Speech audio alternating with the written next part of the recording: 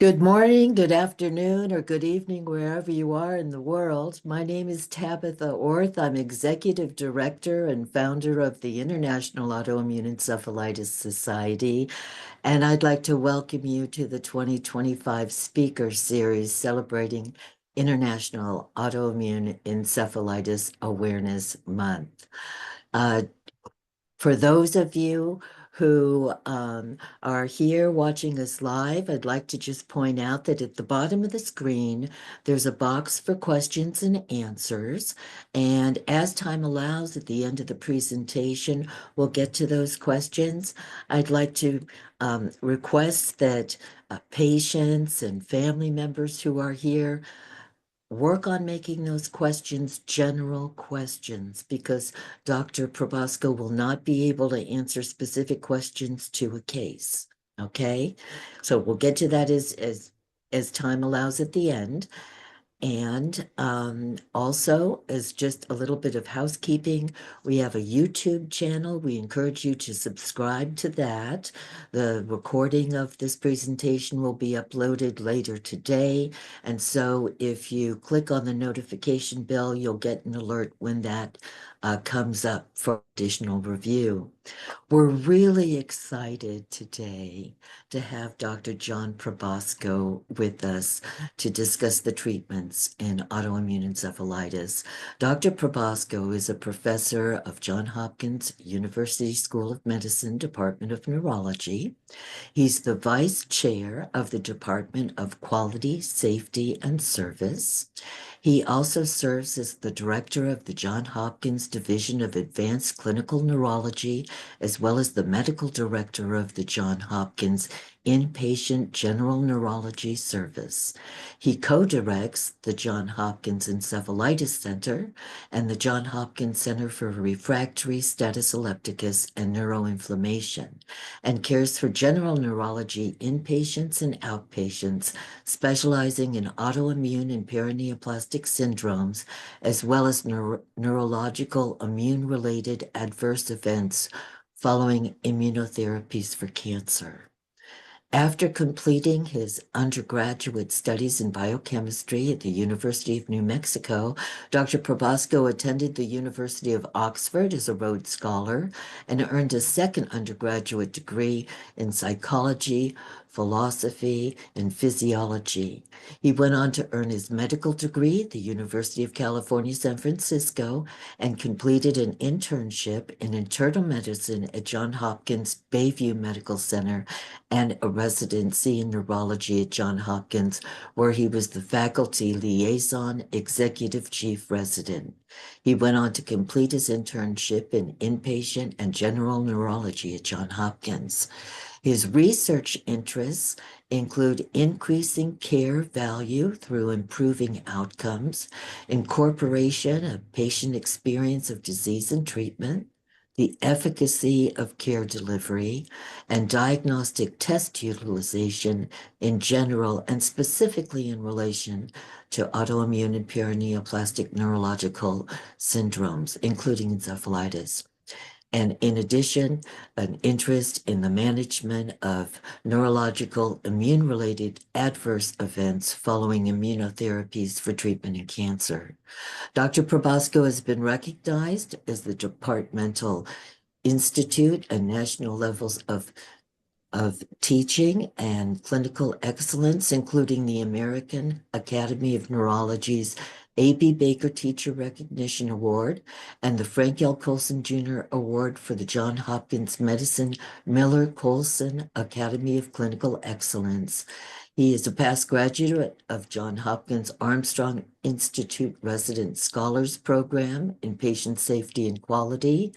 And as a faculty member, he was inducted into the Miller Colson Academy of Clinical Excellence in 2019 and serves as the editor-in-chief of NEJM Journal Watch Neurology.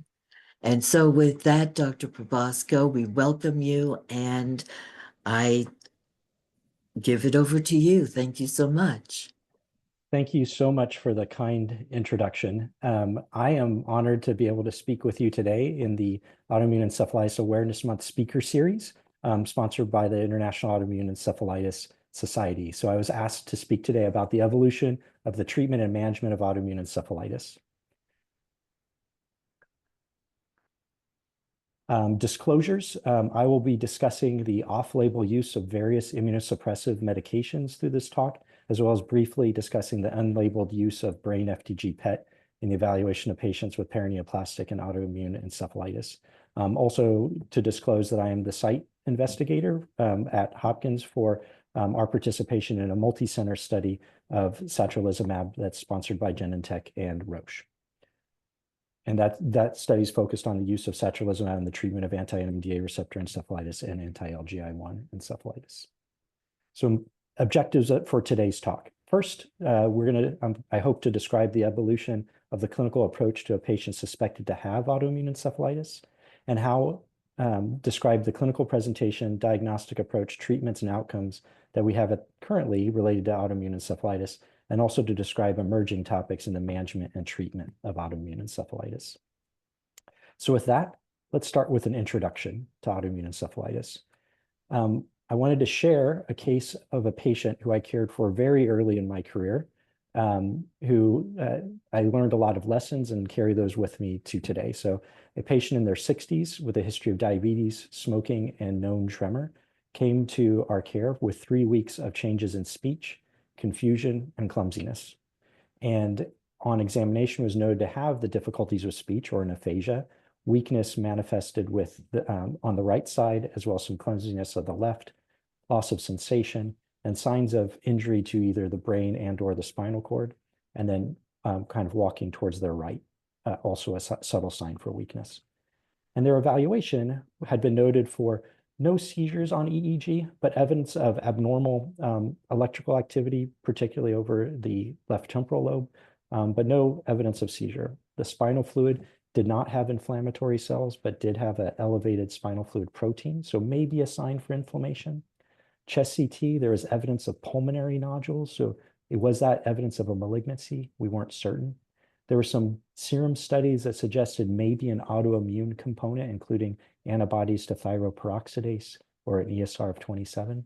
But then brain MRI demonstrated findings of restricted diffusion, which is impaired movement of water in many gyri of the brain, which together in this clinical situation would raise concern for a potential untreatable cause of an encephalopathy, namely prion disease, of which an example would be mad cow disease during the 90s that had been in the media, also under the name of Creutzfeldt-Jakob disease or Jakob-Creutzfeldt disease. Now, through the course of evaluation, one question came up was, well, those pulmonary nodules, was there evidence of malignancy?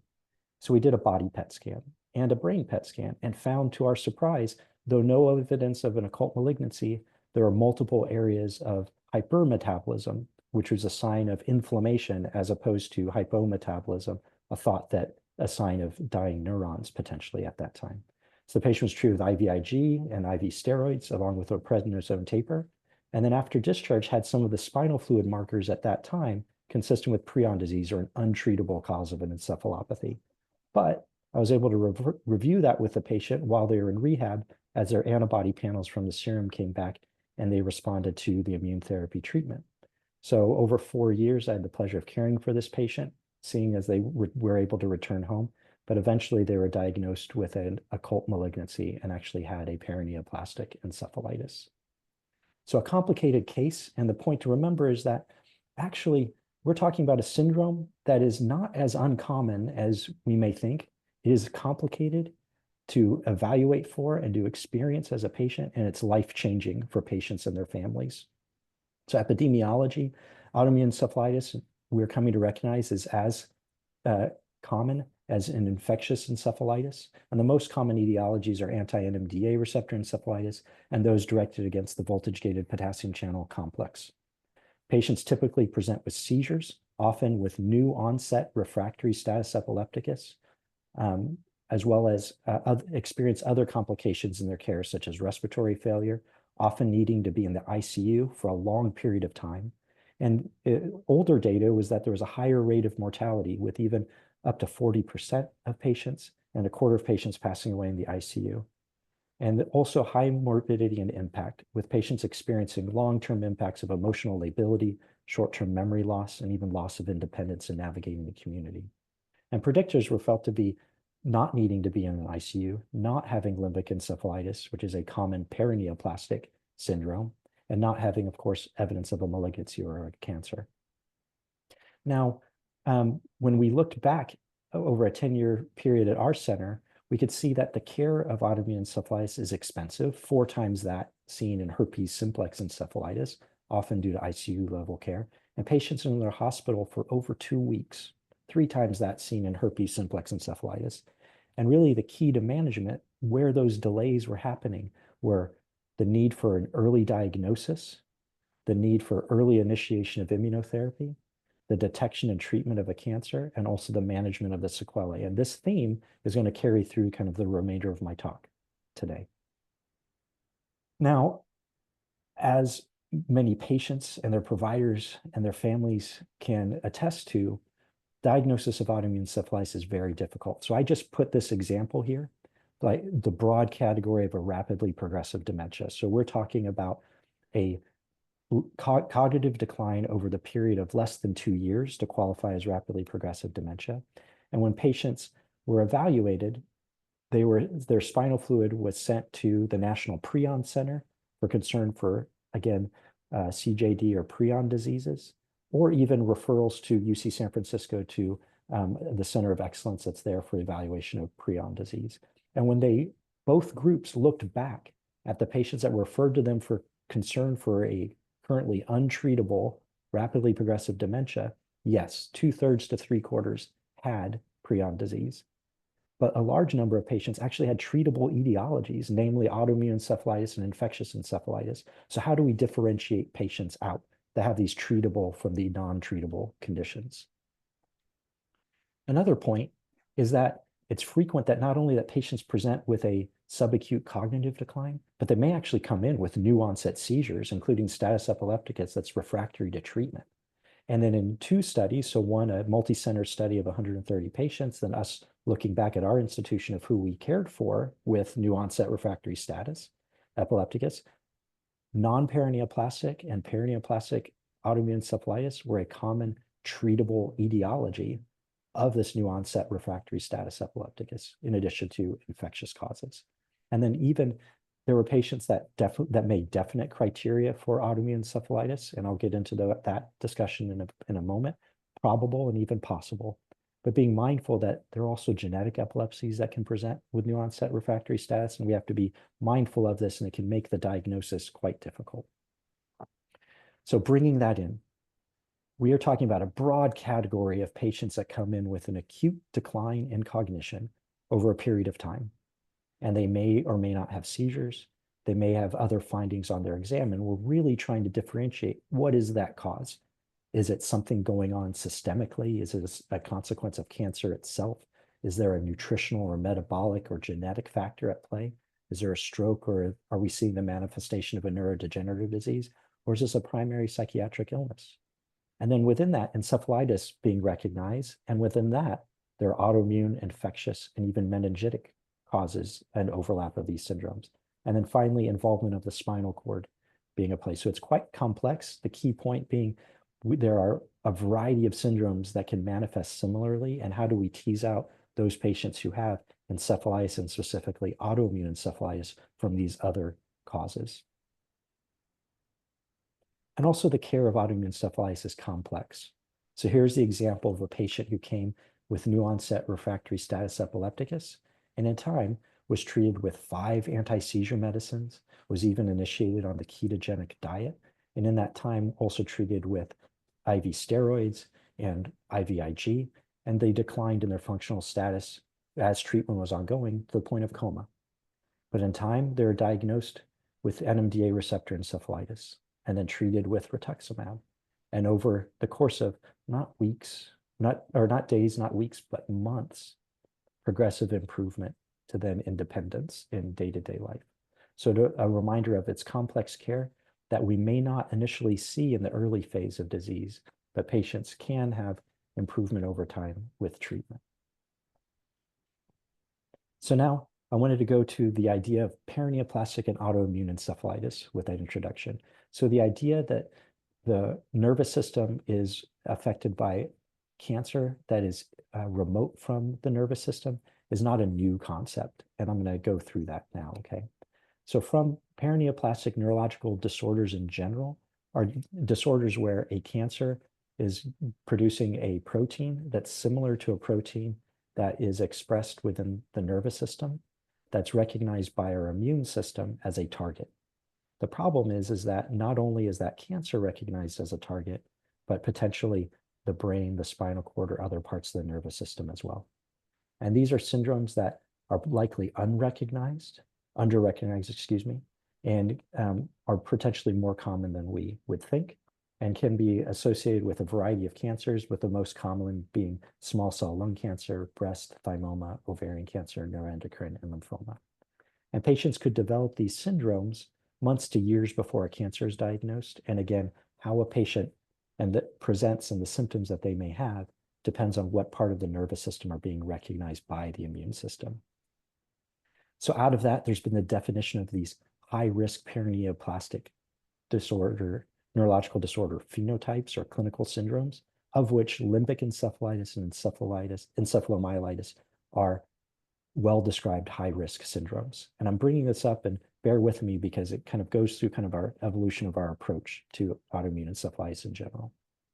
But these are just some syndromes, limbic encephalitis and encephalomyelitis are within this class of high-risk paraneoplastic syndromes. And by limbic encephalitis, that's inflammation of the limbic system. The encephalomyelitis is inflammation of the brain as well as the spinal cord.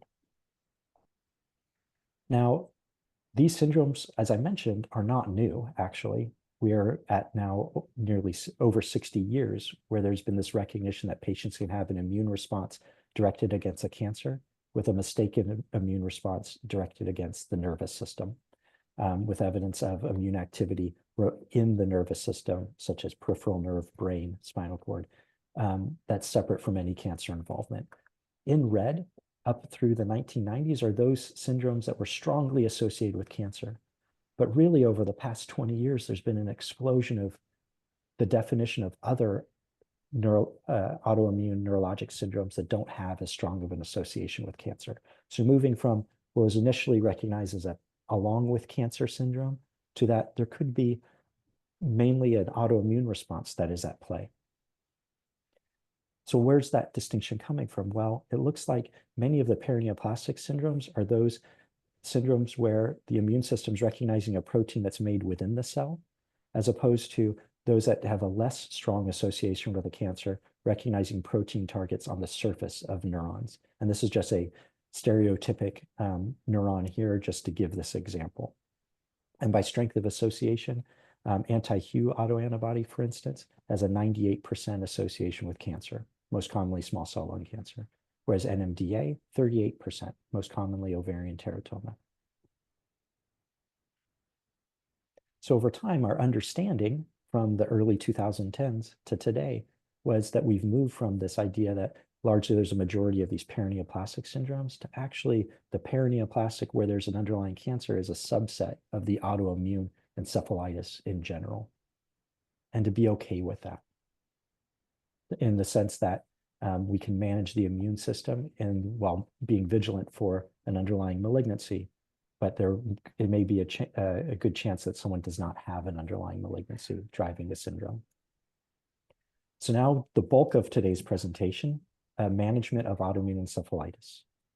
So recognizing autoimmune encephalitis is key. So one of the big fundamental points in this area of neurology has been the definition of autoimmune encephalitis by expert consensus clinical criteria in 2016. And this was very valuable in that it allowed for us to have kind of, these are the guide rails of helping to recognize patients with autoimmune encephalitis with the hope of earlier treatment and moving away from a dependence on detection of an antibody for that syndrome and waiting for that antibody result to return. So the consensus clinical criteria for possible autoimmune encephalitis required a subacute onset of problems with memory, changes in mental status, or new onset psychiatric symptoms, with at least one of the following being an abnormality on their neurologic examination referable to the brain or spinal cord, new seizures not explained by seizure disorder, evidence of inflammation, and MRI changes characteristic of encephalitis. Importantly, and I alluded to that kind of big Venn diagram of multiple circles, is this reasonable exclusion of alternative causes, because we don't want to miss the right diagnosis for a patient. We want to make sure that the correct medications are being given, and the medicines that we use for encephalitis are looking at suppressing the immune system, which carry their own risks, and we have to be mindful of that risk. And then there are definitions for definite limbic encephalitis that were combinations of these above, but also introduced the role of brain FDG PET and hypermetabolism. So taking a few years on, kind of extrapolating from those clinical consensus criteria came this effort led by Dr. Aboud to have, well, what are our best practice recommendations for those of us who care for patients with autoimmune encephalitis? And this was organized through the Autoimmune Encephalitis Alliance Clinician Network. And through that was really how to approach patients with suspected autoimmune encephalitis. And it's really 3 steps: confirming brain pathology, confirming that that pathology is due to inflammation and ruling out other causes, and of course, screening for cancer, because we know that there could be an underlying malignancy in association. So here, with confirming brain pathology, was looking for evidence by MRI or EEG or brain FDG PET of abnormal structural effects, electrical activity, or metabolic effects in the brain. And then confirming inflammation with cerebral spinal fluid testing, evidence of immune system activity with detection of neuronal antibodies in the spinal fluid as well as in the serum, and even consideration of brain biopsy to really arrive at a diagnosis. And then screening for a cancer really guided by suspicion, patient factors, and even the antibody, if it was detected for a patient, and its association with particular cancers, with a variety of modalities associated with that. Another key point is kind of where in the time course are we encountering a patient? Are we encountering them in their first few days or weeks or months of their acute syndrome? Or are we encountering them kind of later on in the disease course that may have been treated initially with first-line treatment? And are we now facing the situation as a patient and provider team of managing the consequence or the sequelae of autoimmune encephalitis? So I use the example here of the importance of distinguishing acute symptomatic seizures due to autoimmune encephalitis versus an autoimmune encephalitis, post-autoimmune encephalitis syndrome, where seizures are symptomatic and a consequence of having previously had autoimmune encephalitis. In one situation, immunotherapy plays a central role when it's an acute symptomatic seizure due to active inflammation, whereas really a focus on epilepsy management, potentially a role for immune therapy when we're managing a consequence of autoimmune encephalitis that happened previously. So how do we better diagnose in patients? Patients don't come to the hospital saying, I have autoimmune encephalitis necessarily. It's what's happening to them acutely within those first days or weeks. And part of that has been really caring for patients and recognizing what they're experiencing and recognizing the syndromes that they have. So here is kind of the prototypical clinical presentation of anti-NMDA receptor encephalitis that's kind of arisen through the course of care for patients. Over the course of weeks or months, patients may have a viral prodrome that then leads to a personality behavioral changes, short-term memory loss, or even abnormal movements, and then development of seizures, depressed levels of consciousness, and even dysautonomia. And then the important point to remember is that with treatment, over the course of days, weeks, months, even years, many of these symptoms resolve over time. Now, recognizing that pattern in NMDA, which is distinct from patterns seen in anti-DPPX encephalitis, for instance. There are also clinical findings that have been described. So here is a patient who had come to our care literally the evening after I'd given a lecture to our residents about autoimmune encephalitis. And this patient had had 3 or 4 weeks of subacute memory loss, was found to have a low level of sodium, and was having dozens of these episodes through the course of their day. Grimacing with arm flexion, kind of the prototypical facial brachial dystonic seizure.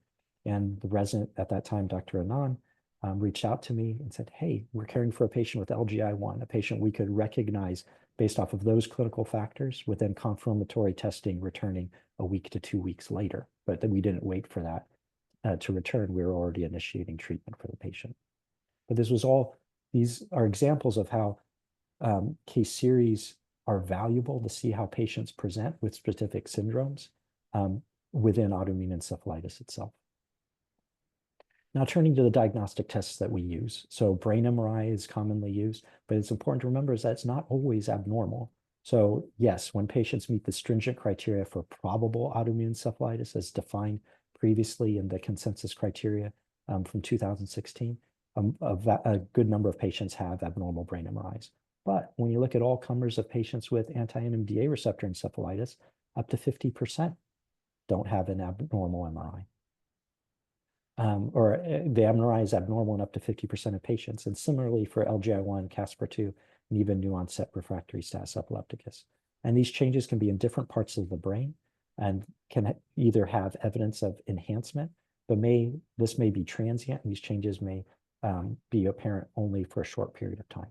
So here, just an example of a patient with NMDA receptor encephalitis that was normal on their MRI, patient with LGI1 with involvement of the medial temporal lobes, GAD65 with multiple areas involved, and anti-MA with involvement of the diencephalon, so different parts of the brain involved.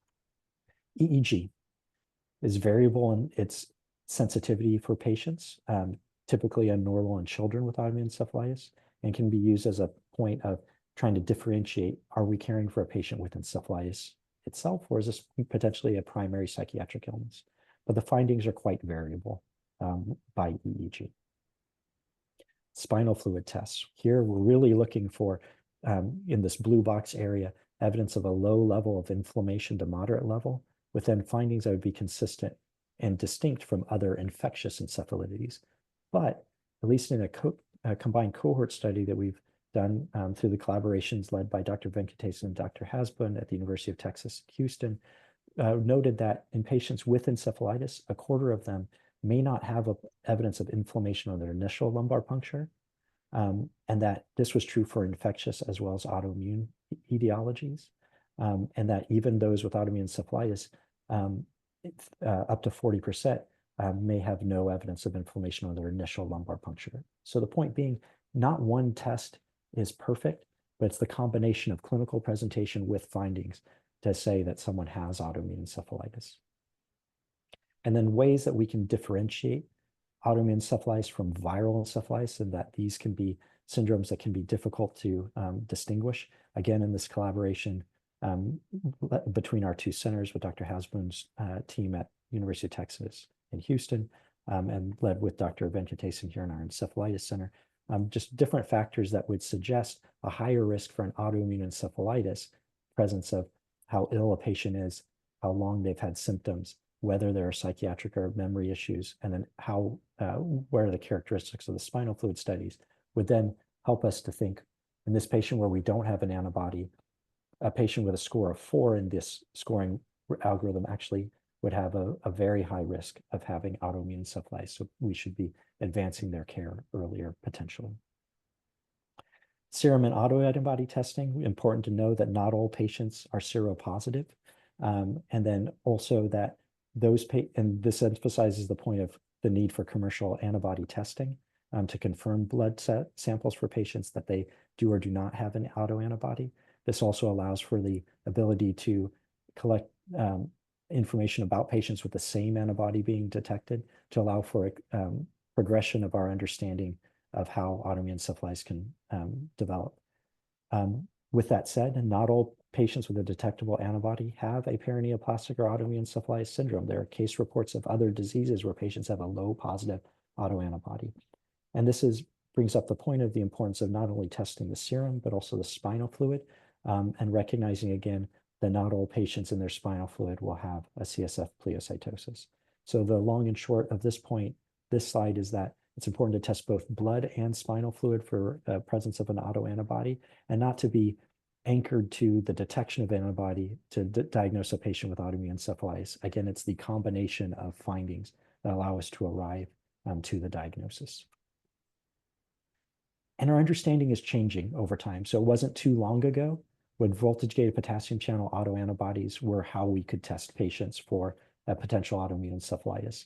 And subsequently, it was found that those patients who had an antibody to the voltage-gated potassium channel complex, 40% of them had anti-LGI1 limbic encephalitis, which would have a good response to immunotherapy and low risk of cancer. And then also a smaller subset, 10%, who would have Casper2, which can also have its own clinical presentation. So the point being that our understanding, even not only among patients who are seronegative, but also maybe seropositive, maybe the further refinement to better characterize the syndromes that patients have to guide them subsequent care and management going forward. Various scoring systems have been developed. So here by Dr. Dubé and colleagues, looking at how does a patient present? What are the key findings that we see? The duration of their symptoms, their clinical exam findings, the presence of seizures or inflammation on CSF and MRI changes to really predict that an antibody panel will be helpful in diagnosing an autoimmune encephalitis. Also, how probable is it that a patient has a paraneoplastic syndrome? And there was a scoring system proposed by Professor Grouse and colleagues looking at in those patients who have a high-risk syndrome, such as limbic encephalitis, what antibodies detected for them, say anti-Hu. And if a cancer is found, say a small cell lung cancer, well, that would be a patient who had definite paraneoplastic encephalitis. Whereas those patients who don't, then it may be that we are looking for in the wrong area for the diagnosis, and we need to reconsider what is the diagnosis for a patient that accounts for their subacute encephalopathy.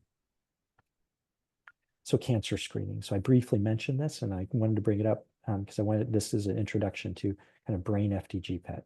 So primary screening typically involves CT scan and an appropriate gonadal and testing by ultrasound, blood markers, and then mammography, with then other additional diagnostic tests pursued, including FDG PET. Now, the role for FDG PET in detecting occult malignancy, again, it's at a level as a secondary screen for systemic malignancy, but in those patients with a high-risk syndrome who on other primary screening do not have a evident occult malignancy, an FDG PET may help arrive to the diagnosis in 18% of patients. And this is particularly true when a paraneoplastic autoantibody is detected.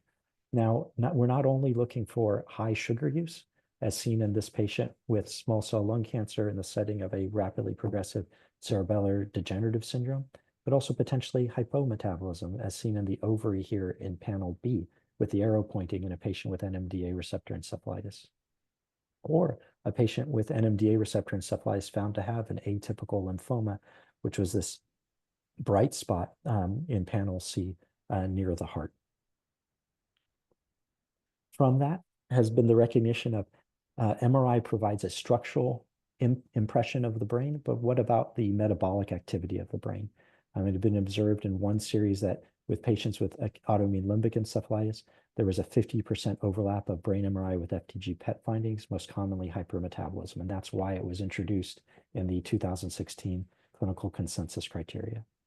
When we looked at patients who were autoantibody positive for autoimmune encephalitis, when we looked at their brain PET scans and compared them to patients who were normal controls, patients with autoimmune encephalitis that was seropositive, 94% of them had an abnormal brain FDG PET. And by abnormal, that was 2 standard deviations from normal compared to control patients. Whereas brain MRI in those same patients, 43% had an abnormal brain MRI. So with that observation, we at Hopkins performed a retrospective study of 60 patients and found that brain FDG PET metabolism patterns were actually commonly abnormal by more than 2 standard deviations from normal compared to control patients for those patients with autoimmune encephalitis. Most commonly, however, it was hypometabolism, not hypermetabolism. And then this was more commonly abnormal than the CSF studies, brain MRI, or EEGs that these patients had undergone. And suggested that it wasn't just hypermetabolism being a reflection of inflammation, but also potentially neuronal dysfunction leading to the observed low use of sugar. So here on the right is an example of a patient with NMDA receptor encephalitis where red is actually low metabolism, up to 7 standard deviations from normal, compared to age and gender matched control patients. And we've been finding, as we've looked at patients with other autoimmune encephalitis syndromes, moving from autoimmune encephalitis to now NMDA and here LGI1, there are distinct patterns. So moving from brain MRI to the center panel, if you look at panel 34, there's red here is hypermetabolism within the basal ganglia, within cortical hypometabolism, low sugar use, as seen in number 20 in this kind of middle panel here.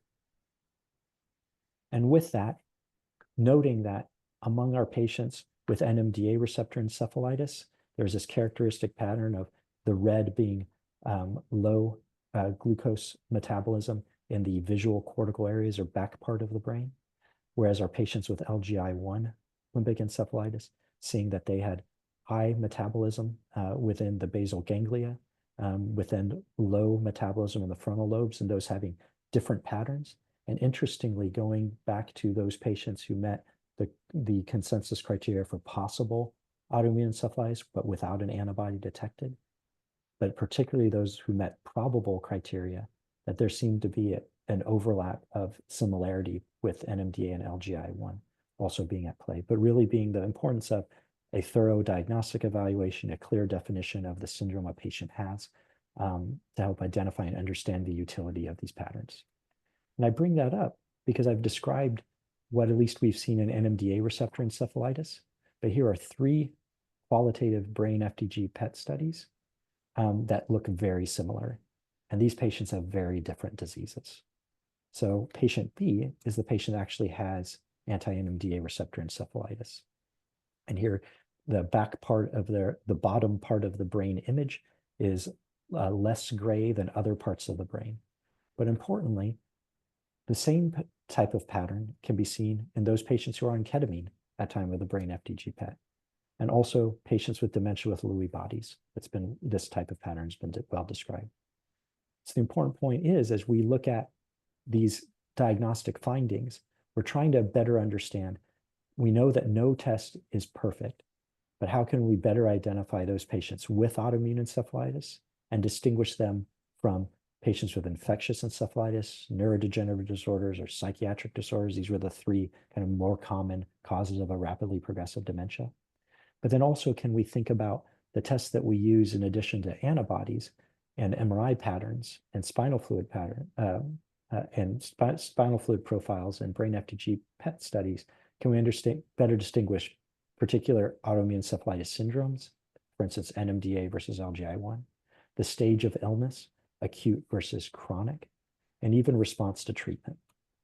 And then as we look in more treatments, then understanding could there be other diagnostic findings, syndrome insights, or other new imaging techniques, again, to not only better diagnose, but also ideally in time be able to monitor how a patient is recovering and understand areas for further intervention.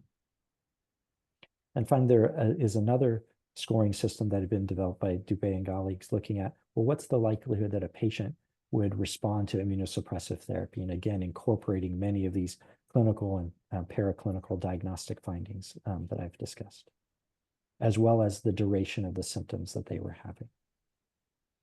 Now turning to treatment. So treatment for paraneoplastic and autoimmune encephalitis is class 4, meaning that it's really based on expert opinion and clinical experience. Treatment is first identifying if there's a cancer and leading to treatment of that cancer. And we have first-line immunosuppressive treatments, including IV steroids, IVIG or IV immunoglobulins, and plasmapheresis, without a really differentiate of which one is better than the other. There are second-line treatments, including cyclophosphamide and rituximab, but others that have been proposed, and then chronic treatment approaches. But again, there isn't level 1 data to really support the use of these treatments. One key point, though, where an antibody is helpful in understanding if there's an association with cancer and there being a paraneoplastic syndrome, is kind of understanding our expectation, and that we know that those patients with a paraneoplastic syndrome, they likely have a T-cell mediated injury to the brain. And it may be that they we're looking at clinical stability for those patients, whereas those with antibodies directed against the cell surface, it could be that they make an excellent response to suppression of the immune system and have a greater recovery. So with that, there were proposed recommendations for symptomatic and long-term management in addition to acute management of autoimmune encephalitis. And with that was acute treatment. Well, acutely, the favored treatment is IV steroids. But then for second-line therapy, rituximab being preferred over cyclophosphamide and others based off of side effect profile as well as our experience with those medicines. But this is, again, a survey based off of providers, and we're in need of randomized control trials. So along that point, again, there are no FDA-approved or other entity-approved immunotherapies specifically for the management of autoimmune encephalitis. There were previously no RCTs that really guided the consensus approach, but they are now ongoing. We've previously been relying on case reports and case series, but thankfully these are being investigated with various randomized control trials currently underway, looking at a variety of different treatment approaches of the immune system. One key point that comes up is timing of these treatments, initiation of treatment in the early phases of encephalitis versus their benefit if we're encountering patients later in their disease course. But management of autoimmune encephalitis is not limited to immunosuppression. And the key point that we've come to recognize over time is that patients can have a variety of other syndromes along as a manifestation of autoimmune encephalitis, whether they be movement disorders, seizures, psychiatric symptoms, sleep disorders, and dysautonomia. And management of these may improve with treatment with immune suppression, but also require syndrome-specific treatment.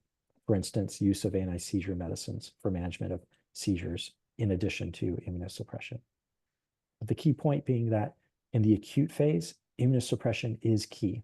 So one cohort study that was performed in the Netherlands with Dr. Titular's group was looking at really there is an important role for immunotherapy to help manage seizures in addition to anti-seizure medications with patients achieving who were treated with immunotherapy. There was a shorter time period from initiation of immunotherapy than if they were just started on anti-seizure medications alone.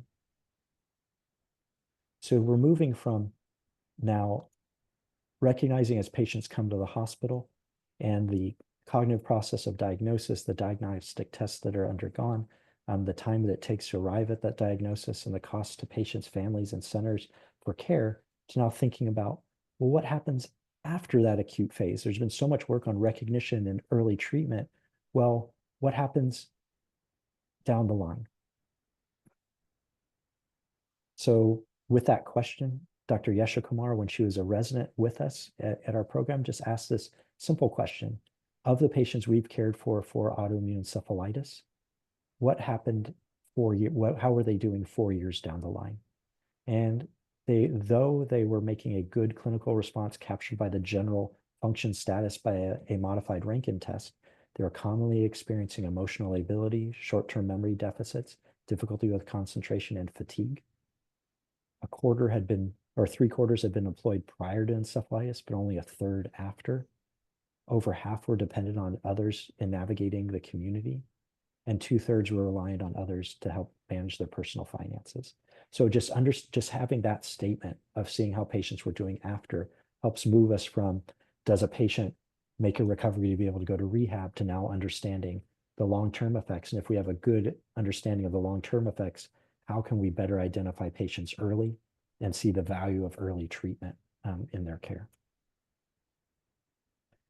One survey to kind of explore this a little more was one led by Dr. Diaz-Arias when she was a research coordinator with us. And some of you may have participated in this study.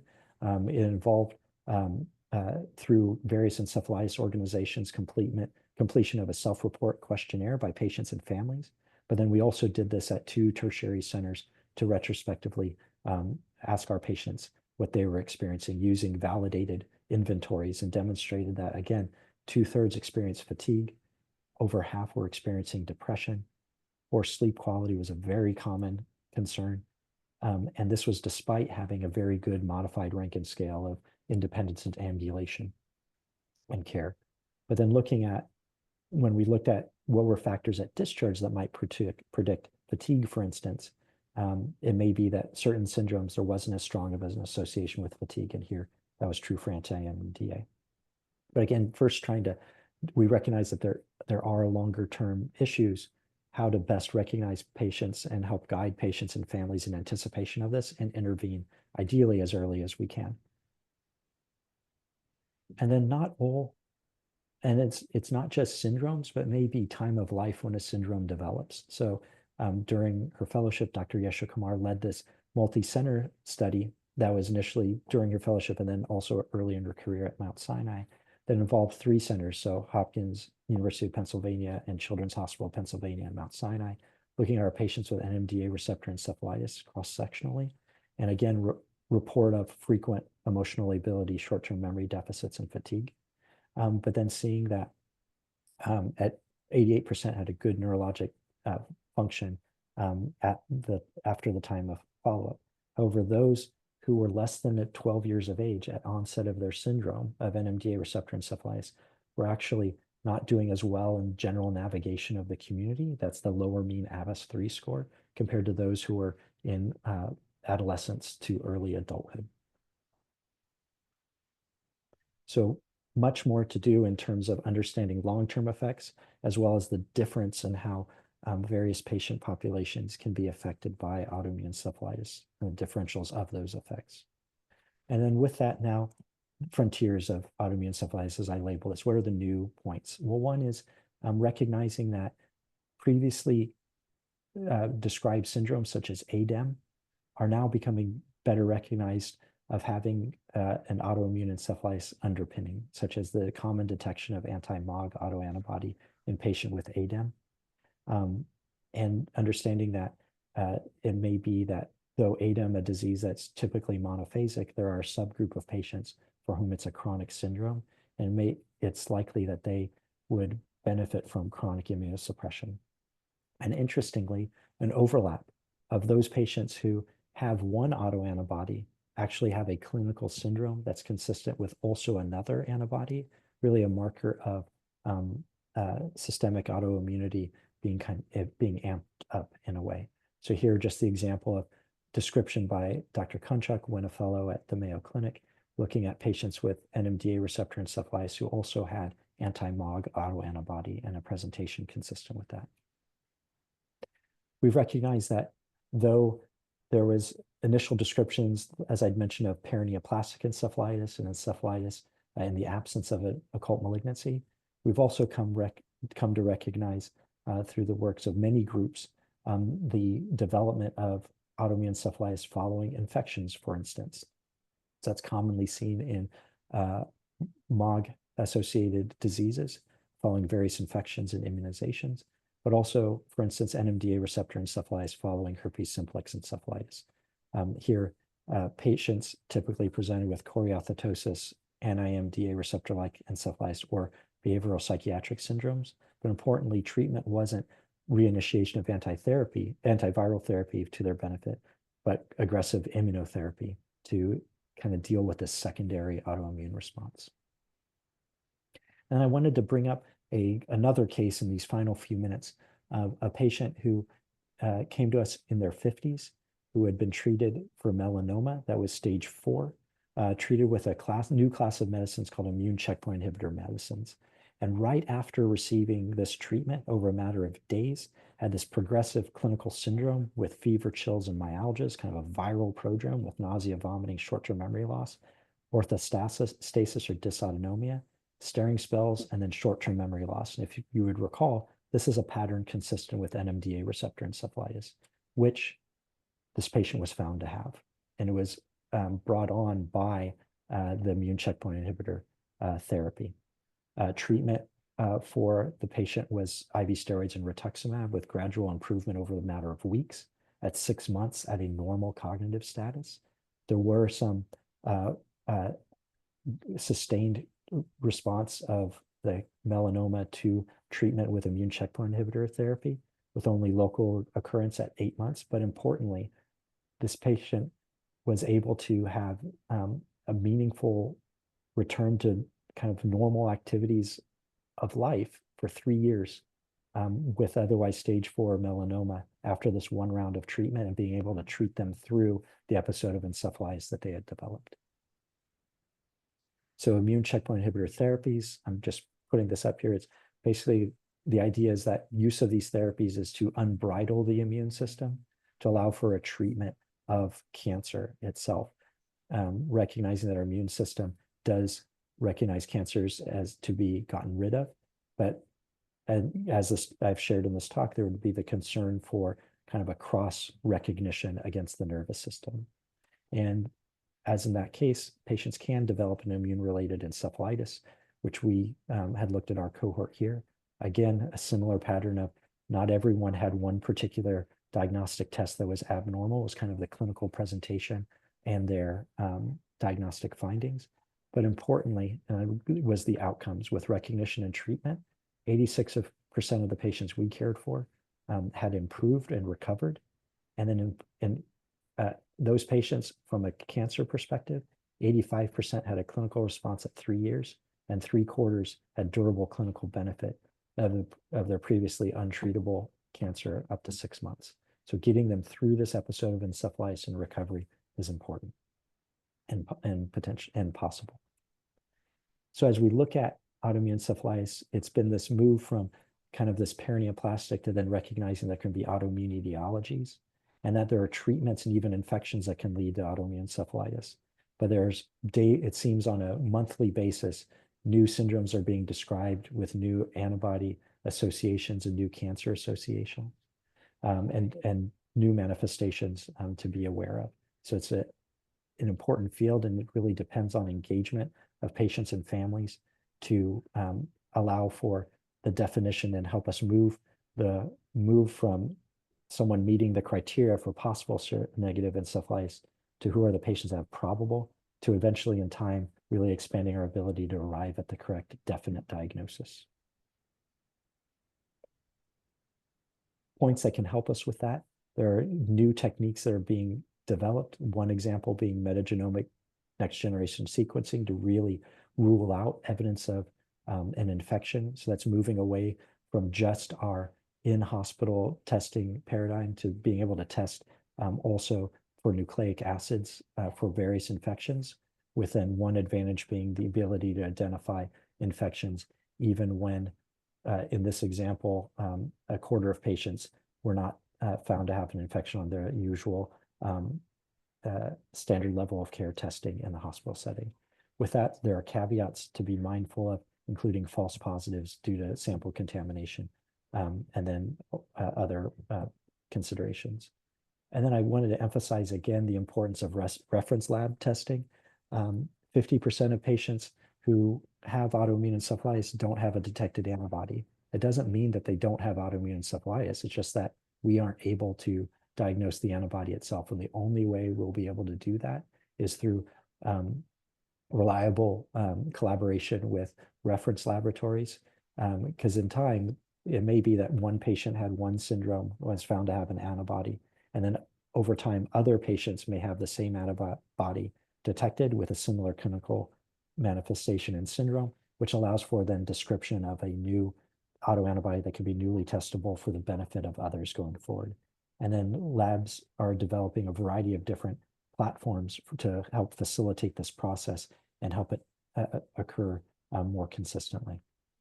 And a big point to remember is that, and some may experience this, it may be that an antibody is detected initially, and we may not know its significance over time, or initially, but over time, hopefully with more patients and better identification and larger cohorts, we can understand what is the syndrome, what is the antibody, what is the expected response to treatment, and what is the association with cancer, the underlying etiology. So in conclusion, I hope I've helped you to arrive at recognizing that autoimmune encephalitis syndromes are diverse and more common than initially thought. The key to management of autoimmune encephalitis and its sequelae is the recognition of the syndrome, early directed treatment, and modification of treatment as diagnostic results return. There are developing areas for discovery and the evaluation of patients. as well as better characterization of the quote unquote seronegative syndromes. There are expanding situations where patients may develop autoimmune encephalitis, and then future opportunities to really better understand how these syndromes come about, what characterizing specific syndromes, the long-term outcomes and management of sequelae, and all with a focus of better care for patients and their recovery over time. So with that, had the pleasure of working with a variety of people over time, including I wanted to really recognize Dr. Venkatesan, with whom I co-direct the autoimmune encephalitis, or the Encephalitis Center at Johns Hopkins, along with Dr. Gia Caden, and then Dr. Cervenka, who co-directs the Center for Refractory Status Epilepticus and Neuroinflammation at Hopkins with me. Dr. Solness, who's a close collaborator in our radiology department on the work looking at FTG PET, Dr. Aboud for his leadership of the surveys that were done through the Autoimmune Encephalitis Alliance Clinicians Network, Dr. Hasbun and his team at the University of Texas at Houston, and then various individuals whose work and contributions to today's presentation. I also want to thank patients and their families for the honor of caring for them, and also the students, residents, and fellows who I've had the honor of working with and caring for patients with these syndromes, and then also recognize the philanthropic support that I receive and the kind gifts from patients to support the research that we're doing at Hopkins. And then finally, again, recognition for the work that's being organized by Genentech Roche, but then other pharmaceutical companies to really develop those treatments that provide the randomized trial level data for specific treatments for autoimmune encephalitis that will benefit all of us going forward. So thank you. That's wonderful. Can you take your slides down just during this brief period? Great. Now, one of the first questions we have here is, how often do you see autoimmune encephalitis, like 2 cases in a family? That is uncommon. I have not personally encountered a family with an autoimmune encephalitis syndrome. There have been some exploration at particular genetic factors put someone at risk for autoimmune encephalitis. There've been work at looking at HLA subtype, which is a kind of how proteins are presented for monitoring by the immune system, that had been described in LGI1, but I don't know of family members per se. I have found it to be extremely uncommon, and I think in our organization we've come in contact with it twice in my memory. Is there a set of time? How long should immunotherapy be continued? So that is a great question, and one that I didn't get to go into in this, because the debate becomes, are there some syndromes where it's that initial phase of treatment is what is needed and we follow over time? Are there patients who need to be on chronic treatment because they're at risk for a relapse? And then are there any biomarkers that we have to say that someone's at risk for a relapse if we were to stop chronic treatment? So for several of my patients, or for my patients in general, it's if we've been treating with immune suppressants for several years, we have to recognize the risks that those treatments entail, so risk for opportunistic infections, and make a shared decision about stopping the medication and close clinical monitoring through that time. But there isn't a prescription of how long someone needs to be treated. And this is another broad question.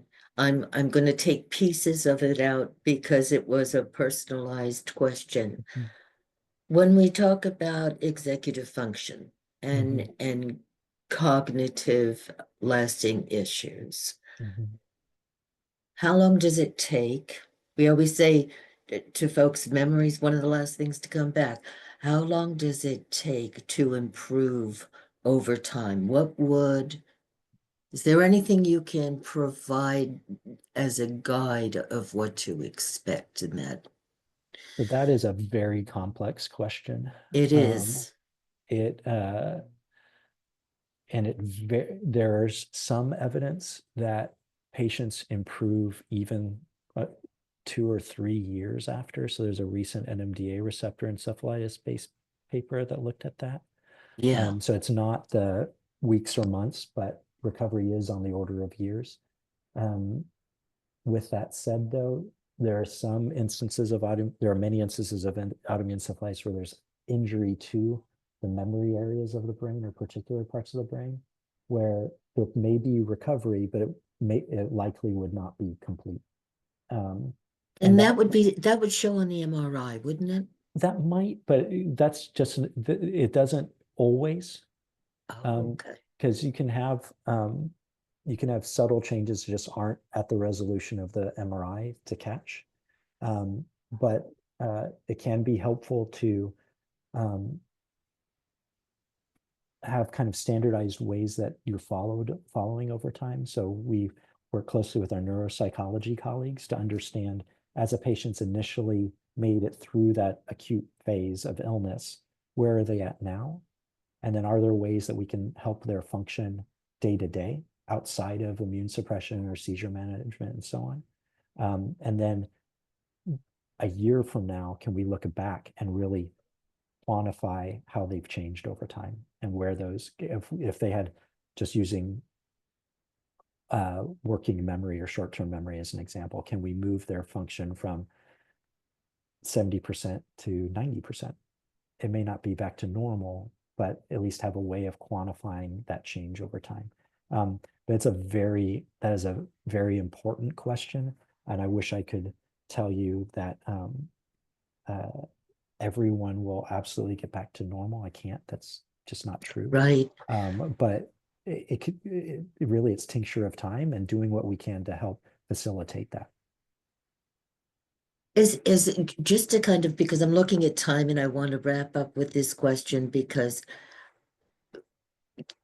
to to go one step further on that, if we have folks from the beginning realize, and you've said several times, think of recovery as months and years, not days and weeks, is what we also say. And so if you look at just generally speaking as a coping mechanism or something for expectation, when you get to 5 years out, most of that recovery cognitively and with executive functions has occurred. Some may even continue to happen. We patients are surprising in that. And the brain is always healing. But most of us are going to live with some level of deficits that we're going to be coping with. So when you're at the beginning phases, at the beginning of the journey, which is year 1 and year 2 in my mind, you're still healing. Progress can still be made, and we don't know what that outcome is going to be, but what we do know is I think there was a study out of Berlin. I don't know if that's the one you were talking about, Finca, who was looking at 5 years out with NMDA, and even I think 7 now, that people continue to make inches forward when you long ago thought this is all I'm going to have. So, and then even, so I've patients who I follow have kindly agreed to come back and visit the providers that cared for them in the hospital itself. And that's really we did that pre-COVID pandemic. But this disease is just so devastating. And it's one where there's so much hard work and care that's really poured to patients and their families in the initial phase. And providers don't get to see that recovery right away. And it's important to see that months, years down the line, how the meaningful recovery patients can have. And I can think of patients who have gone on to professional school, patients who have gone on to complete master's programs. I can think of patients who were not able to talk, like not able to speak for months, but then are able to eloquently share and discuss their symptoms and are navigating life now. So that it really is that it's not like pneumonia, right? Where you're treated for a couple weeks. We're talking about weeks, months, even years. Right, exactly. We have so many questions. We could be here for another hour. And so I'm sorry to disappoint those people, but I think the talk and some of the questions you were able to answer were duplicates. And I want to thank you so much for the time that you've given us today. It makes a big difference in spreading awareness. Well, thank you again for the kind invitation. It was an honor. And let's spread the awareness of autoimmune encephalitis this month. Great. Thank you so much. Right, Bye, thank you. everyone. Thanks for joining.